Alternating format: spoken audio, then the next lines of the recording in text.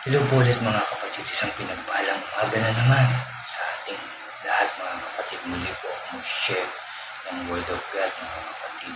Pero bago tayo mag-umpisa, kagaya ng lagi natin dapat ginagawa, ang unahin muna ang Diyos, unahin muna ang manalangin para samahan tayo ng ating Diyos. Pagsiliyo po tayo.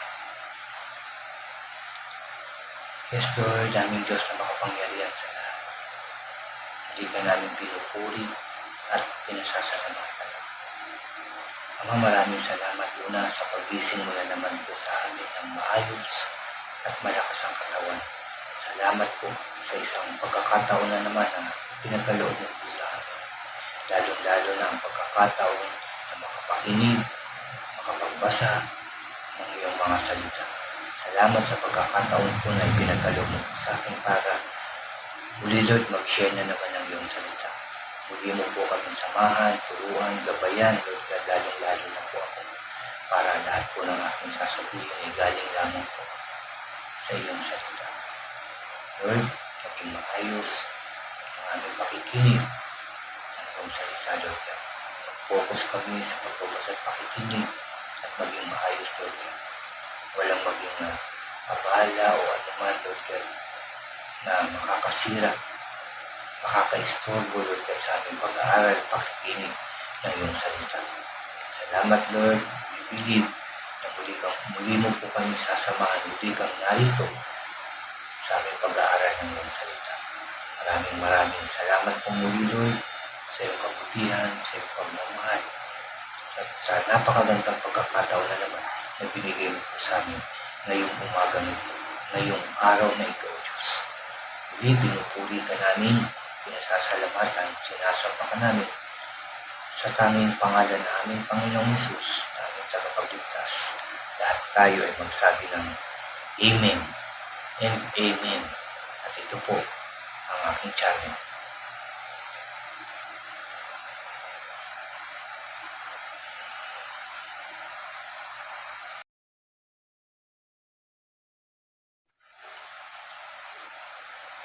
Hello po ulit mga kapatid, ulitin ko lang isang pinagpalang umaga po sa ating lahat mga kapatid.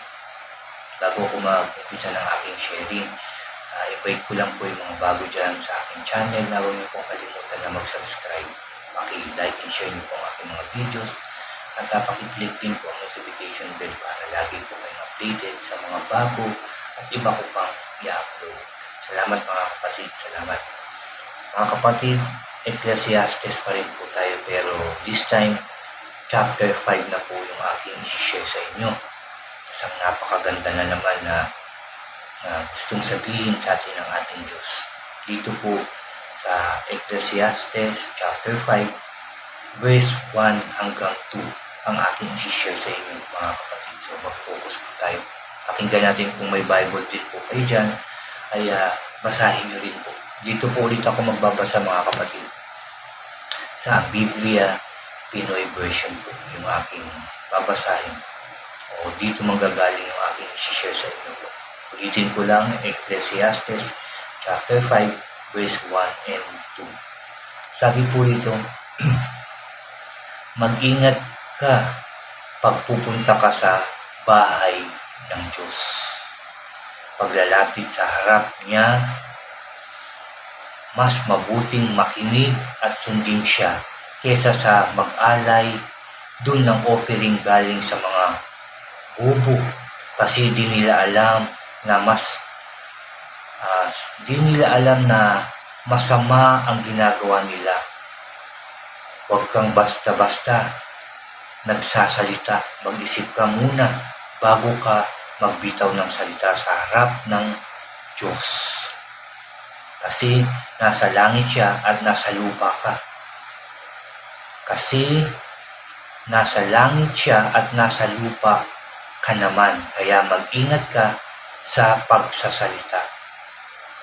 Yan po ang salita ng Diyos. Salamat sa salita ng Diyos. Dito, tinuturo sa atin mga kapatid na mag-ingat ka pag pupunta ka sa bahay ng Diyos. Paglalapit sa harap niya, mas mabuting makinig at sundin siya kesa sa mag-alay dun ng offering galing sa mga bobo, yun ang sabi rito. Kasi di nila alam na masama ang ginagawa nila. Kumbaga, nag-o-offer ka nang hindi malinis yung puso mo. O maaaring nag-o-offer ka o sila noon na masama yung hangarin, yung kanilang ginagawa. Kasi maaaring nag-o-offer pagkatapos gagawa rin ng kasalanan. Masama, sabi rito, ang kanilang ginagawa. So tayo rin, pag pupunta tayo ng bahay ng Diyos, pagsasamba tayo, mga kapatid, pupunta tayo ron ng maayos. Unang-una, syempre sa pananamit natin,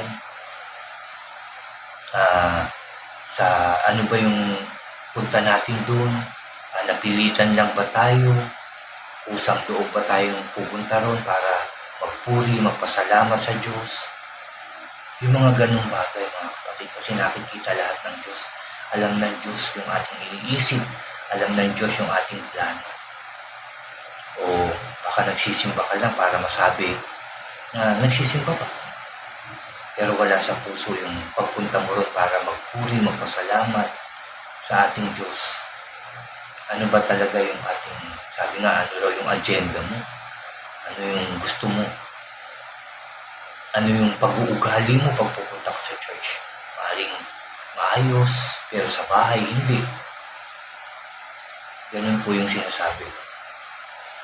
Kaya ibig sabihin, pag pupunta tayo dun, mabuting makinig tayo at sundin yung sinasabi ng Diyos.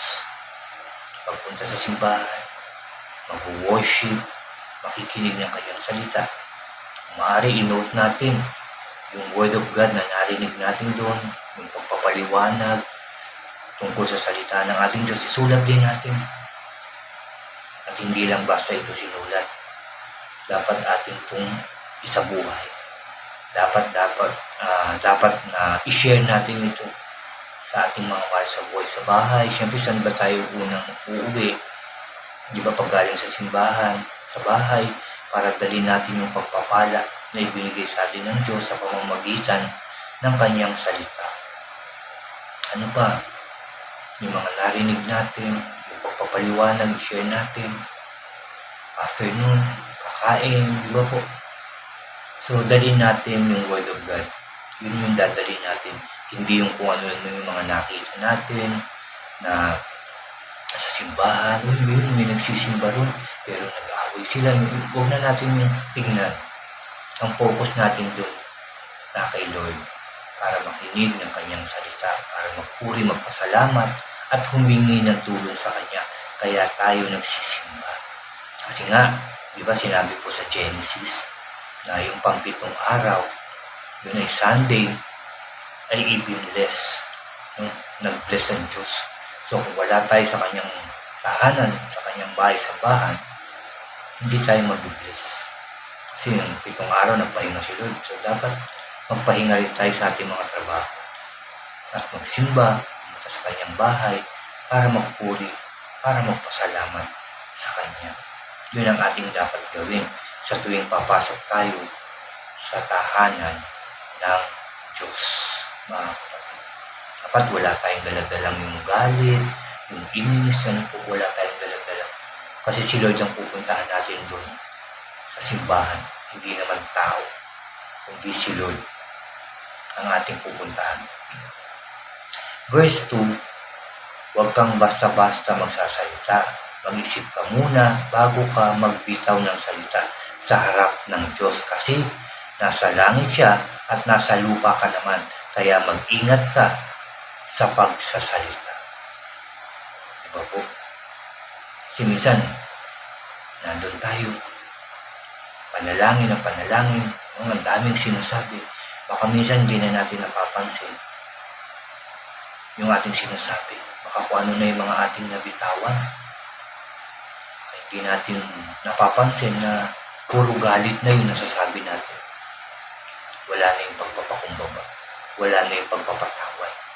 Kaya nga mag-iingat tayo. Mas mabuting makinig tayo sa salita ng Diyos. Pagkatapos natin makinig, magpasalamat tayo. Yun po ang dapat natin sabihin.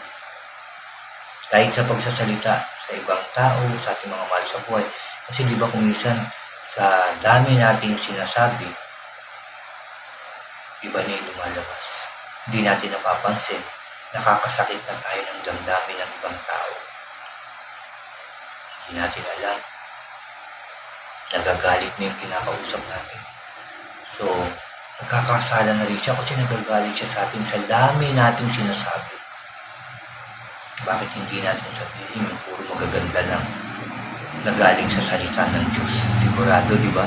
Kung ano man yung nararamdaman ng tao mo, mawawala, gagaang yung pakiramdam niya pag word of God yung ating sinasabi. Yun yung mga mabubuting dapat sinasabi natin. Pwede naman din magsabi na, kasi sumama yung loob ko sa taong yun, kasi ganito, pero sabi nga ng Diyos, magpatawad. Dahil pag hindi ako napatawad, hindi rin ako patatawarin ng Diyos. Sa mga ganong magagandang pananalita, dito pinag-iingat tayo. Ano ba yung puso natin? Ano ba yung pag-uugali natin pagpunta sa simbahan? At pag-uwi, ano ba yung dala natin pag-uwi, pag galing ng simbahan? Ganun pa rin. Galit pa rin, inis pa rin, o kayabangan pa rin. Pag nagsalita, ano ba yung nakikita sa atin? Mabuting tao ba yung nakikita sa atin o hindi? Ano ba yung mga lumalabas sa atin pag galing sa simbahan? Ano ba yung word na lumalabas sa atin? Galit pa rin, inis pa rin, tampo pa rin, sama ng loob pa rin, o hindi na? O maganda na yung sinasabi natin? O may mga word of God na laman yung ating sinasabi? Evaluate natin yung ating sarili. Ano ba ang nangyayari sa ating buhay pagkatapos natin magsamba, paggaling natin sa simbahan, paggaling natin sa templo ng Diyos? Nabago ba tayo? Iniwan na ba natin doon? Binigay na ba natin kay Lord yung ating mga hindi magandang pag-uugali o yung mga nararanasan natin hindi maganda sa buhay? O binitbit pa rin natin pag-uwi? No? Tapos pagdating sa simbahan, dala na naman.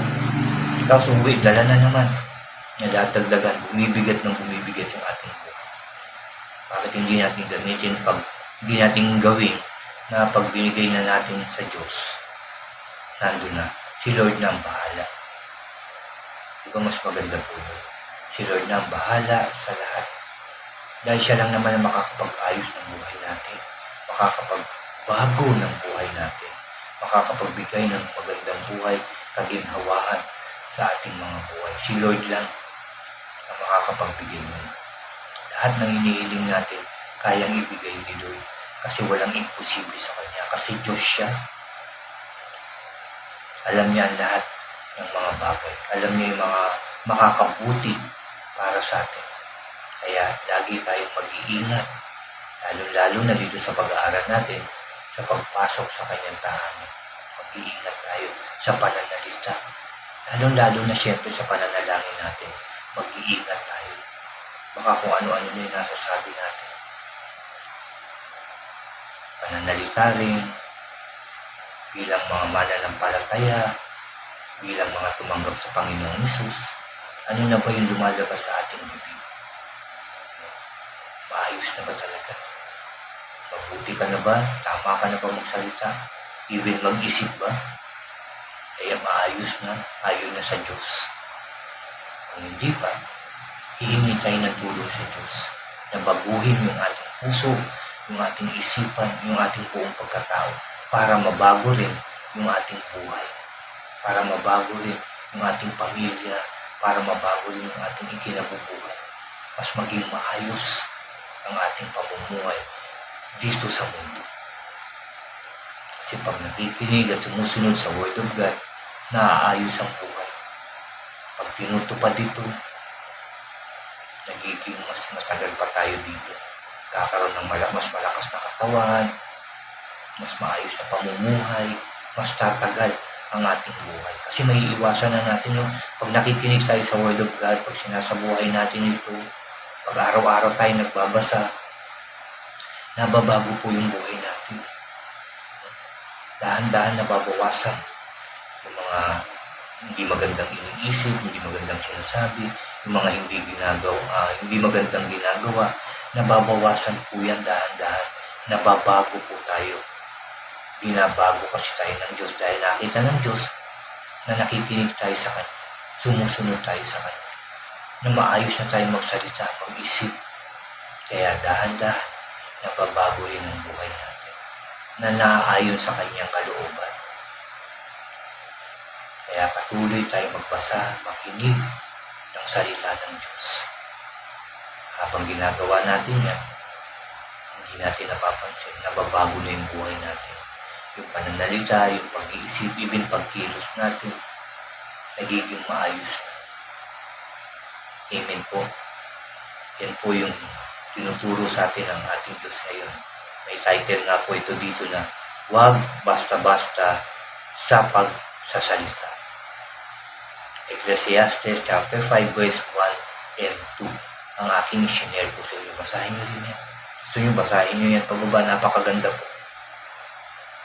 Pero ito po yung sinare ko sa inyo na sa tuwing pupunta tayo ng simbahan. Kasi may mga pumupunta talaga ng simbahan na bago pumunta, nag-away muna, nagkagulo muna, nakapagsalita ng hindi magaganda, nang hindi man lang nakakahingi ng tawad bago pumunta ng simbahan, dala-dala yung galit dun, yung inis, yung tampuhan, di ba po? Kaya kung minsan, nakakapagsalita tayo ng hindi maganda. Bawa, mag-asawa, o magtatay, magnanay, o mag-partner, halimbawa naman, diba nag-away sa bahay bago magsimba, tapos mananalangin ka, Lord, baguhin mo nga ito, sama na ugali nito. Point tayo ng point. Tayo kaya, hindi ba dapat unahin natin, Lord, baguhin mo po ako. Lord, patawad po kasi nag-away kami kanina. Baguhin mo po ako una, tapos siya rin po. Hindi yung siya. Diba? Dapat tayo ang unang magpapabago sa Diyos. Ganun po yung ating gagawin. Ako, at pagka may konting tampuhan bago magsimba, ayusin na rin. Sorry na. Tapos lakad para malinis yung puso. Dahil haharap tayo sa Diyos. Dahil magpupuri tayo. Dapat malinis yung puso, yung isipan. Lahat maayos. Para pag nagsalita tayo, maayos din. Pag nanalangin tayo sa Diyos. Yan po yung dapat natin gawin. Yan po yung dapat natin isipin palagi. Ang maging maayos, tama, mabuti, malinis sa harap ng Diyos. Yan po yung dapat natin gawin.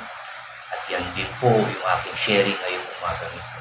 I pray marami tayong natutunan. I pray na isa buhay natin ito na sa lahat ng oras at pagkakataon, maging mabuti tayo, maging maayos tayo, maging malinis ang puso natin, maging mapagmahal, mapagpatawad, at maging mapagkumbaba tayo. Tayo po ay muling mananalangin, mga kapatid. Kayo rin, alam ko nakikinig si Lord sa ating mga sasabihin ngayong umagang ito. Let us pray.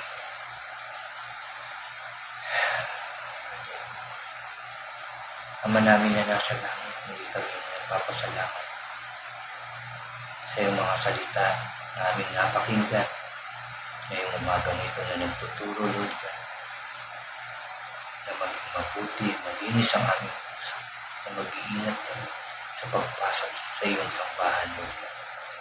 Ngayong pananalita namin, isipin natin at ingatan namin, Lord God, para hindi kami magkamali, hindi kami makapanakit ng aming mga mahal sa buhay at aming kapwa, Diyos, lalo-lalo na sa aming panalangin sa iyo.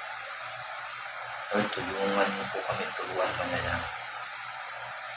In Jesus' name. Lord, humihingi rin po kami ng kapatawaran sa lahat ng aming kasalanang nagawa o sa aming pagkakamali, sa aming masamang naiisip, nasasabi, nakikilos ng paplano, Lord.